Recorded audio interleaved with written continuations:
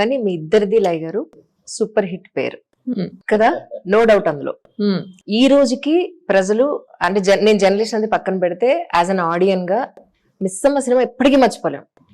మీరు ఈయనేమో అమాయకత్వంతో కూడుకున్న జానతనం ఉంటుంది అందులో, ఇలా పట్టుకుంటారనమాట ఆయన్ని. ఈయనేమో మరీ అమాయకత్వం. ఇందులో ఏమో క్వైట్ ఆపోజిట్ అనుకోవచ్చా సార్? యాక్చువల్లీ ఇందులో అండి నేను నార్మలే, తను మాత్రం రెబల్ రాణి, ఈ తరం సూర్యకాంతం అనమాట. ఓహో ఈ తరం సూర్యకాంత్ అని చూడొచ్చు మీరు సినిమాలో. ఓకే, నిజంగా అండి ఈ రోజుల్లో వస్తున్న సినిమాల్లో ఎస్పెషల్లీ మా ఇద్దరి కాంబినేషన్ లో ప్రతి వాళ్ళు మీ సొంత ఫ్యామిలీని ఓన్ చేసుకొని చూస్తారు. ఇదైతే సత్యం. అంత బాగుంటుందండి.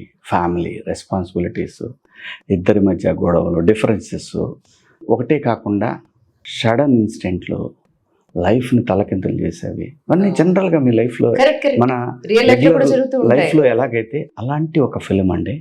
డెఫినెట్గా వస్తున్న సినిమాల్లో ఒక డిఫరెంట్గా అంటే అందరూ మాట్లాడుతుంటారు డిఫరెంట్ అని, బట్ ఓ మంచి ఎక్స్పీరియన్స్ అండి ఆడియన్స్కి ఈ సినిమా థియేటర్లో.